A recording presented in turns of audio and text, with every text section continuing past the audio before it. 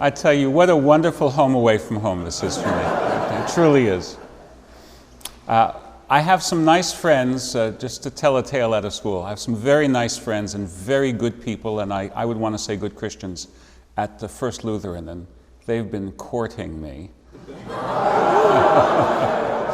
So I tell them I'm happy to come and I'm happy to learn with you, but you must know that my spiritual home away from home is Christ in St. Luke's. They're good people. I don't want to say anything negative.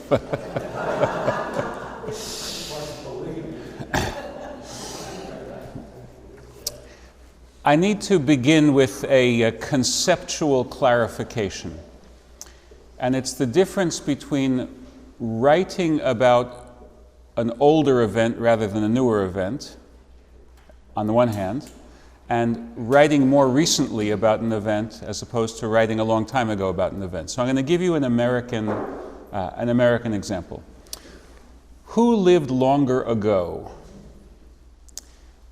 Ulysses S. Grant or the historian Barbara Tuchman? Do you know Barbara Tuchman? The Guns of August, the March of Folly, the First Salute, right? Great historian. When did she live? A few decades ago. Right? When did Ulysses S. Grant live? He died in 1885. Right? So who lived longer ago? Ulysses S. Grant. Let's compare two books. Ulysses S. Grant's memoirs and Barbara Tuchman's The First Salute, which is about the American Revolution. Which book was written longer ago? Grant. Which book is about an event that took place longer ago? The First Salute. You understand that? Please keep that in mind when we talk about everything else in this semester, because we all know from either regular Sunday school or vacation Bible school that the universal flood is dated longer ago than the time of Abraham. And Abraham is dated longer ago than Moses in the Exodus. And Moses in the Exodus longer ago than Joshua, longer ago than David, longer ago than Hezekiah, longer ago than Jeremiah, longer ago than Ezra the scribe and Nehemiah the governor. We all know our Bible timeline, or ought to, and it's very easily looked up. But what we're looking at now is the age of the biblical texts that speak about those things. Just as you could today write an important scholarly paper about the American Revolution as it unfolded in Virginia, right? And you would be writing about something where you're writing it today. Someone had written 20 years ago about the Civil War in Virginia. They wrote what they wrote earlier, but you're writing about an earlier subject. You all understand that now. So when I say older, I'm talking about the texts were written at an older time. They may have been written about something in their past. They may have been written about something in their present. And in the case of prophecy, they may have been predicting something in their future, which is mind-blowing. But we're not going to deal too much with that. Just know that that's out there somewhere. Although the predictions of the biblical prophets are not so much like, well, I know that my horse Aspartame is going to win in the Daily Double tomorrow. It's not that kind of predicting the future. It's more like, if you don't floss your teeth, you're going to lose them. That kind of prediction. It's not so much foretelling in the, I'll tell my age, Gene Dixon fashion. Remember Gene Dixon? It's not so much foretelling as forthright, forthtelling. Okay? These are the moral consequences that will happen tomorrow of your actions or inactions today. That's what biblical prophecy is more like. So, what we're going to look at now is, from a process standpoint, the first layers in the biblical layer cake of texts. Or if you prefer to switch metaphors, the lowest layers of the archaeological tell, right? Think about the disorder on some people's desks. I won't say yours. By the way, this idea works very well when I teach undergraduates, because I say, tell me about the stack of papers on your desk. The rules for living in the dorm, are they not the very bottom ones touching the top of the desk? And the topmost one, is that not what you brought home last night and just put down? And they all say yes with a bashful smile. And I say, that is the basic rule of archaeology. The deeper you dig, the older you get. So we want to look at the oldest texts to be crystallized. How can you tell? How can you tell what is older and what is younger? It's a complicated science, but there are some linguistic clues. So if I gave you 2 English lines of poetry, and one of them is Juan that April with its sure suute, the drocht of March hath pierced it to the root. And then I say, tomorrow and tomorrow and tomorrow creeps in this petty pace from day to day to the last syllable of recorded time.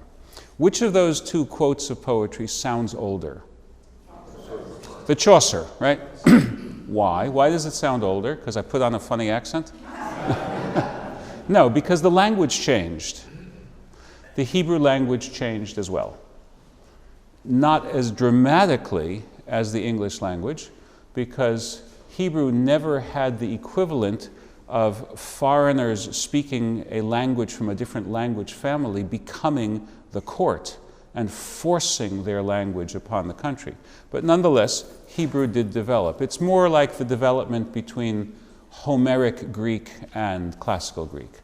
But if you study the language, you can tell it. That's one way of knowing. There are certain other peculiarities of Hebrew orthography, spelling, that remind us, because the original Hebrew alphabet was written with no vowels. It's a little bit like shortwrite. And they began putting in vowels as time went on. And sometimes when you have more vowels, it means it's a later text. So there are various ways of dating texts. And then there are content clues, which is more what I'm going to be focusing on. And then there's one final general rule from literature. Long before it was written to be read, it was composed to be heard. Think about that. Oral performance, rather than reading, was the intended cultural space of this communication. Think of the traveling bards who would recite their Homeric poems, right? And they would perform. And as we go from literature to literature, think Icelandic sagas. You can ask almost any culture, and you'll find that oral performance precedes written enjoyment of literature. And that places a great stress on poetry rather than prose being the original. Because it's much easier, for reasons of cadence and rhythm and assonance and alliteration and all the other technical tricks of the trade, it's much easier to memorize poetry than prose. I remember I had a teacher in the 11th grade who had us memorize 50 lines of Othello, and we disliked the teacher. So just to spite him, I memorized the 50 lines where Iago is telling someone to drown cats and blind puppies and put money in his purse if he really wants to get even, just because I wanted to show the teacher, not that I can't do your assignment, I just plain disrespect it. That was rebellion in private school in the early 1970s. You wear your tie, but the knot is askew. So, we're going to be looking at some very ancient poems. I'm going to look in particular at the Song of Deborah with you. But just to list the poems, think of the blessing of Jacob, Genesis chapter 49. Think of the Song of Miriam, the Song of Moses, Exodus chapter 15. Think of the blessing of Moses, Deuteronomy chapter 33. Also the Song of Moses, Deuteronomy chapter 32. And we're going to look at one or two Psalms. We're going to look at Psalm number 18, which is also 2 Samuel 22. And we're going to look at Psalm 29. But we're going to start with Judges chapter 5. So do you have a Bible handy? The word judges is misleading because the Hebrew word shofet does have the meaning, the judicial meaning of a judge, as in the book of Deuteronomy, shoftim v'shotrim titein lecha. You should appoint judges, magistrates, and officers in all your city gates, and they shall judge your people justly. Tzedek, tzedek tirdov. Justice, justice shall you pursue. So you do have a judicial sense of the word shofet, but in the book of Judges, it really means charismatic leaders who arise and deliver the people from great danger. So the book of Shoftim is about two different kinds of leaders. But in Judges chapter 5, we have this Song of Deborah.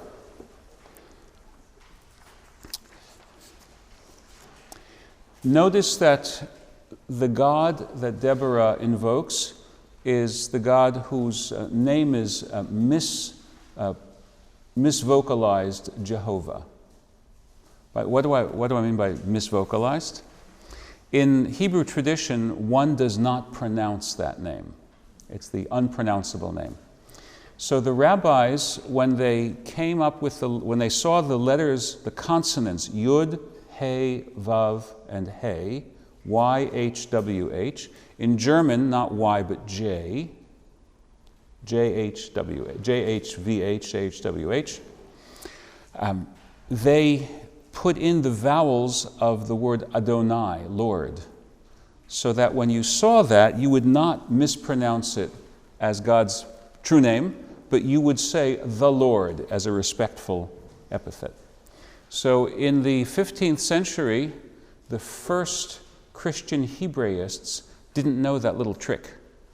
So they mispronounced the letters Yud, He, Vav, He with the vowels for Adonai and thought that that's how you pronounced it. So that's how they gave us Jehovah. So I can say Jehovah from morning till evening and I'm not saying God's unutterable name. So Jehovah is the God who is mentioned. We're going to be talking next week about that name as a litmus test for helping us know if a particular part of the Bible was written in Judah by, let's say, the 10th century, the time of David and Solomon, or if it was written in Ephraim, in Samaria, in the northern part of Israel, maybe a century later. It's a fascinating way of using that name as an assay, as a litmus test. But essentially what this poem talks about is a battle for the control of the land of Canaan. And Deborah, who is the leader of the tribes, it seems, is summoning tribes to a muster and praising those who come and having less than praise for those who don't come. So just take a look, please. Let's start at verse 14. We have Ephraim, we have Benjamin, we have Machir. By the way, Machir is not considered a tribe in the later literature. It's considered a sub-tribe of Menashe, which might simply tell you that tribal society is fluid. Sometimes a tribe can subdivide into two tribes. Sometimes two tribes can amalgamate into one tribe. And we have Zebulun, right? Yisachar. All of these seem to be good guys. On the other hand, at the end of verse 15, in the divisions of Reuben, there's too many study commissions instead of action. There's a refugee problem. Okay, let's appoint a study commission. People are starving. Let's appoint a study commission. That's what she's not happy with. Reuben seems to be busy having study commissions. And they're busy listening to the bleating of their sheep. They can't hear the cry for help of their Israelite brethren because they're too focused on the clink of their shekels as they count their change. See what's going on? She's critical of them. And as for the tribe of Dan, you're too busy admiring the billowing sails of your lateen-rigged commercial vessels. Too busy doing that to help your people in distress.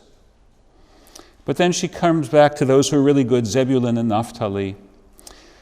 So there are a couple of things that I want to note from this. First of all, her purview is tribal.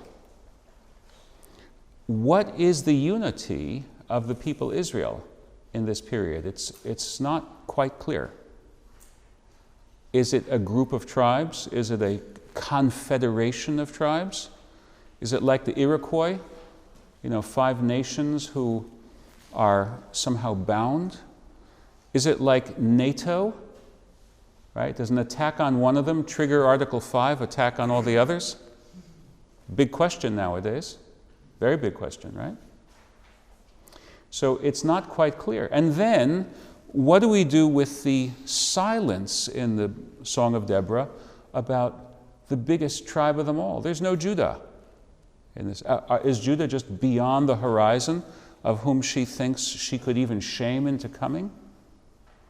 So what we see from the Song of Deborah about the experience of the people Israel is that it's still tribal. It's not yet a national unity. Moreover, this would take too much time, but if you're interested in painstaking, time-consuming homework, and you're that type of person, I'll give it to you. Take a look at the tribes who show up, and take a look at Judges chapter 1, which is an unsparing look at which tribes succeeded and which tribes failed to attain their territory. And we will see a very interesting pattern of where the Israelites are living. If you can think of a map of the Holy Land, you know that on the western border is the Mediterranean Sea. And there's a lowland, coastal plain near the Mediterranean Sea. And as you go east towards the Jordan River, you get into highlands. Now, bottomland is the best land for farming. People know that, right?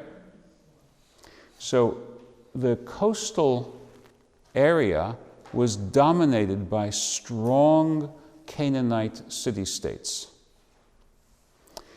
This poem is actually a battle that is between the uplanders and those who are living in the coastal city-states. It's a little bit like the Scottish Highlanders at Bannockburn is going on here. The Highlanders and the Lowlanders. If you live in the highlands, you don't have the same kind of farming economy. The soil can't sustain that. You have goats and sheep. That's why it says the Lord is my shepherd, not the Lord is my county extension agent. Remember the county extension agent on Green Acres with Eddie Arnold? Remember brewing coffee in his flasks and graduated cylinders?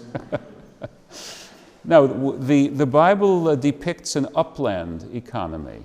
Right? Of course, there are rules ultimately about corners of your field and this and that, but the earliest texts show us that Israelites are living on the margins of the land of Canaan, the economically barely productive margins. Why would that be? Because they couldn't displace the stronger, better armed lowlanders. Moreover, the lowlanders had the tiger tanks of that era. They were called chariots. And these folks have iron chariots. I hope they had strong horses. So you can't fight iron chariots if you're on foot. in lowlands. Where could you fight them? In the mountains. Chariots don't do well trying to climb up the grade of a mountain. Just consider the fact that for all of Hitler's panzers, he was not able to subdue Marshal Tito and his partisans in the mountainous regions of Yugoslavia. And that was with 20th century, murderous technology and a highly trained army. He still couldn't do it.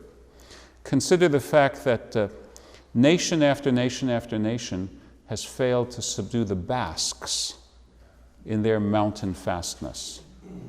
And we could have a long roster of people who failed to control Afghanistan, right? So geography counts, okay? If you know the 1960s song, Don't Know Much About Geography, don't be content with that. You got to know much about geography to understand a lot about human history. So, what is the religion of these people? We know that they worship the god Yud-He Vav-He. From this poem, we don't know that much about how they worship the god. But when we put it together with some of the other older materials, we get the understanding that they trust that this God is their deliverer. So now let's look at the Song of Moses, Exodus chapter 15. The horse and the driver has he cast into the sea. You might remember the horse and his rider, but that's not quite the correct translation, because it wasn't Egyptian cavalry, it was Egyptian chariotry that were cast into the sea. Of course, that doesn't stop Handel's music from being wonderful. The horse and his rider. So, God is known to the Israelites as their deliverer. And that is the dominant recollection that anchors their allegiance to God. If you look at some of the Psalms which recount the mighty deeds of the Lord, just make a note of it. You don't have to do it right now. Psalm 135, Psalm 136. It starts off with God as the creator, made the great lights of heaven. And then it talks about God as the protector. God performed signs and portents against Pharaoh and Egypt. God brought us out of Egyptian slavery. God divided the waters of the sea. God led us through the wilderness and successfully entered us into the land of Canaan. Missing in that listing of great deeds that God has done is the Ten Commandments. It's as if the DeMille film stopped short of its climactic last act. And then it cuts to the very last scene where Moses has that 1,000-yard stare and they're going off to conquer Canaan. Why are the Ten Commandments missing in these Psalms? Remember, we are looking at the Hebrew Bible as a process. And by the end of this mini-mester, I hope to show you that by the waters of Babylon, the survivors of the destruction of Judah and Jerusalem and the burning of the temple resolved to gather together all of the sacred traditions from the south, from the north, from wherever they could be gathered, and to collate them and give us what we now call our sacred scriptures. They were in existence, but not in this form. So some traditions apparently were really focused on the Sinai covenant, and some traditions were not, but they're all important cumulatively. So what else we know from the Song of Moses, which is also called the Song of Miriam, is that God rescued the weak from the strong. And that turns out to be one of the major themes of the Hebrew Bible, that God is especially concerned for those who are the weak. Over and over and over again, don't forget the widow, don't forget the orphan, don't forget the stranger in your gate. Now, why would the stranger in your gate be associated with the widow and the orphan? They don't have the family network that they can lean upon. They don't have that extra source of credit when they badly need just a little bit to get through. And in Deuteronomy, don't forget the Levite. Why is the Levite a disadvantaged person? Not anywhere else except in Deuteronomy. So hold that thought in mind, and when we get to Deuteronomy, I'll answer it for you. Why the Levite suddenly lost his means of support. But we'll find out. So we have this, and we want to ask ourselves this important question. How much of these old sources from the 12th century before the Common Era, the 11th century before the Common Era, how do they stack up in terms of historicity? Remember that the writing of history in ancient times was in part an exercise of rhetoric. Now, if you read Thucydides, or especially if you read Herodotus, what kind of great speech would the general have made prior to the battle? And there's no fear that they're making up words. They're imagining, we're there, we use our artistic creativity. Surely he would have said words such as these. It's only in the 19th century when historians had a more journalistic ethos. The great German historian Ranke, R-A-N-K-E, said history has to be wie es eigentlich gewesen war, as it actually happened, not as you imagine George Washington would have addressed the troops, but you need documentary evidence to what words he actually said. That's only a 19th century canon of practice. So we're talking about something that's much, much older than that. What is the historicity of this? And there are debates. There are people who think that the Bible, the Hebrew Bible, has precious little that is of historical value by our standards. Others who think that it has a lot more. I happen to be in that camp. So let me show you how we build up a picture of what is plausible. I want to talk about a basic question. How do we know that tribes of Israel, identifiably Israelite, were even living in the land of Israel in the 1200s before the Common Era? How do we know that there was an exodus shortly before that? Those sorts of questions. So in the stapled handout from last week, you have something called the Mer Nephthah stele. Mer Nephthah was the successor pharaoh to Ramesses II. Now, very important to know, he was not the original crown prince. He was not the firstborn. Think 10th plague. He was not the firstborn of Pharaoh Ramesses II. The firstborn of Pharaoh Ramesses II was a man named Amun-Her-Chefesh-F, and you don't need to memorize that. You can call him F for short.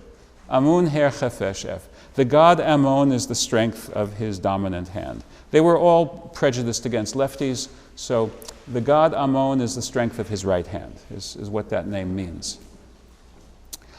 What happened to poor old Amun-Her-Chefesh-F? He died in his father's lifetime. How do we know? Because an archaeologist, Kent Weeks, excavated the family tomb of Ramesses II in the 1990s and went past this enormous rubble pile that no one had gone past before and found the burial chamber of the crown prince of Egypt who died during the reign of his father, Ramesses II. For me, that really feels like the historical kernel from which the 10 plagues and Exodus narrative are derived. After all, wasn't the world transfixed when they heard of the death of Princess Diana? Right? The death of the crown prince of Egypt, the man who's supposed to be the flesh of Ra's flesh, the next sun god walking on earth, right? and he dies during his father's lifetime, I think people would have known about it. Anyway, so the next king, Mer-Nephthah, had a victory stele that was discovered by Sir Flinders Petrie, digging in Egypt in the 1890s, and they deciphered it. It's now in the Cairo Museum. And most of it has to do with his victories over enemies on his west, the Libyan border. But near the end, he also talks about a punitive expedition that he took against Canaan. And he says, and I defeated Gezer, and we know where the city of Gezer was. And I defeated Yanoam, and we know where the city of Yanoam is. And he describes basically an arc of his military invasion, going up the coastal plain, and then hooking back down in those highlands where I told you the Israelites were living. And when he gets to that part, he says, and I defeated the Israelites, their seed is no more. Well, he boasted. Then again, if you go to Cairo, you'll see the boast of the victory of Egypt in the 1967 Six-Day War. So that kind of boasting is not surprising.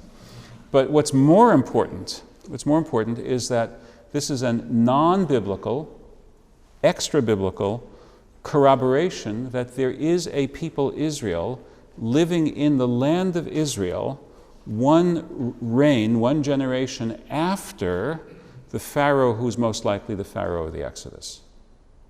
That's an important bit of independent information that we can use to anchor the relative chronology that we have. See, someone asked me the question before class, if you have so-and-so reigned for 40 years and then so-and-so reigned, we have a floating relative chronology. We need something to anchor it on. This Mer-Nephthah stele is a very important time because we can date it to the year 1208, before the Common Era. So it means that we have evidence of Israelites not living in cities. Notice, I defeated Gezer, I defeated Yanoam, name of city, name of city, name of city. I defeated the Israelites because they're living in tiny little hamlets, mountaintop villages. Now, let me tell you what the archaeologists have found. Digging in the land of Canaan at that time, they find that in the lowlands where there were Canaanite city-states, there were large palaces and there were hovels. They found examples of great disparities of wealth. When they go to the uplands, they find, you just have the footprints of these dwellings, because every course of stones that was over the ground level would have been reused for other building purposes. The only ones that survived would have been the bottom course of stones, which were covered over so the local plunderers didn't find them. So we have these footprints of villages in either circular or horseshoe shapes, and they're all the same size. It's like Roland Park. They're all Cape Cods. Right? All built very simply. This is called the Canaanite four-room house. It's a very simple house. If you want to see a Canaanite four-room house reconstructed, a very, very good trip for you would be to Philadelphia. The University of Pennsylvania Museum of Archaeology and Anthropology has a Canaanite four-room house there. It's worth the trip. So we get the sense of people who are living on the margins of society, who don't have an economic stratification. They have a strong sense that we are all equal. We're equal before God. We're equal before the law. Our enemies are people who are used to enslaving others. The Canaanite city-state rulers are used to enslaving their own helots. But we know all about that because at least some of us have come from Egypt, where we have those traditions. Now, was there a historically plausible sojourn of the Israelite people in Egypt?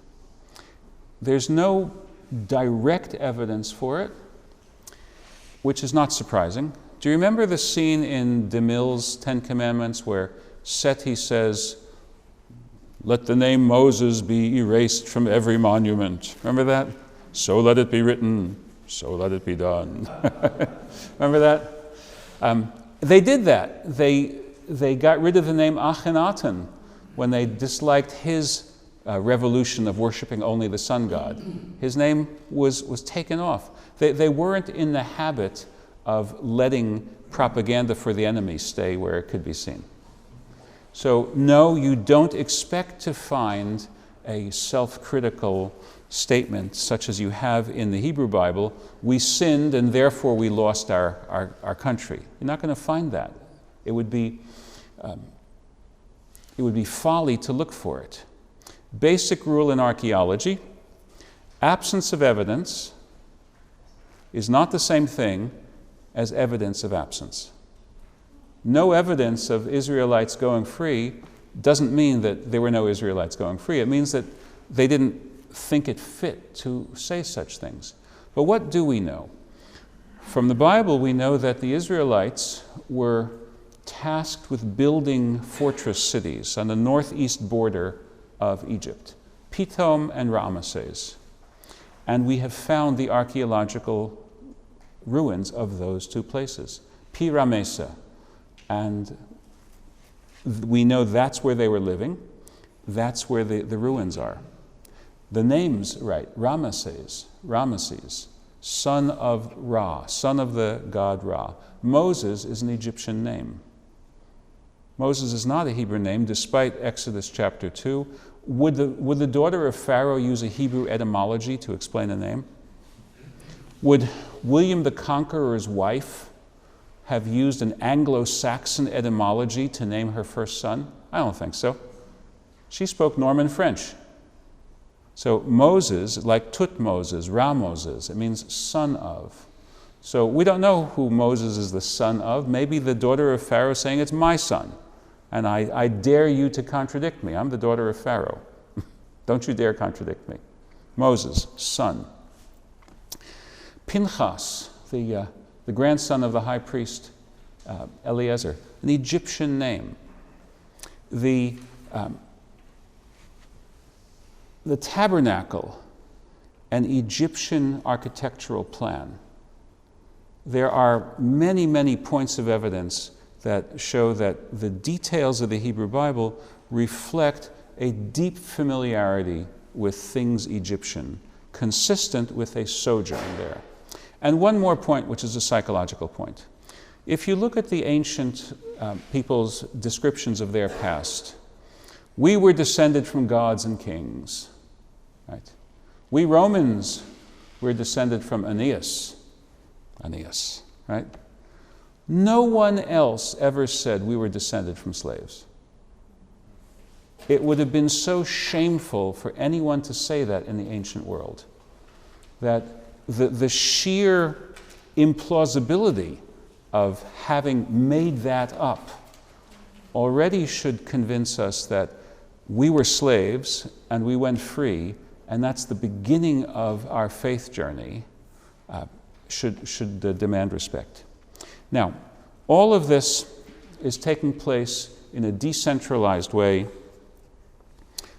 with tribes, lots of disruptions in the late ancient world, and we have the arrival of the Philistines, probably refugees from the Aegean Sea. They were probably displaced by the still stronger invaders who ended up being the Achaean Greeks of Homer.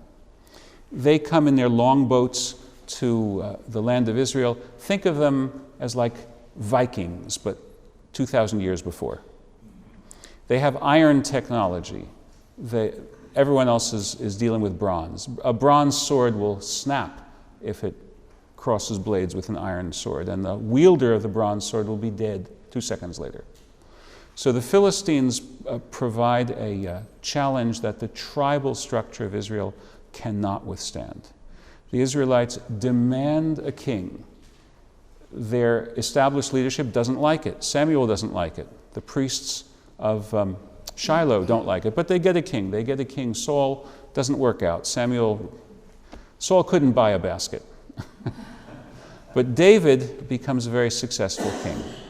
Next week, I'm going to show you how in the court of David and the court of Solomon, you have something like what in Europe they call the Carolingian Renaissance.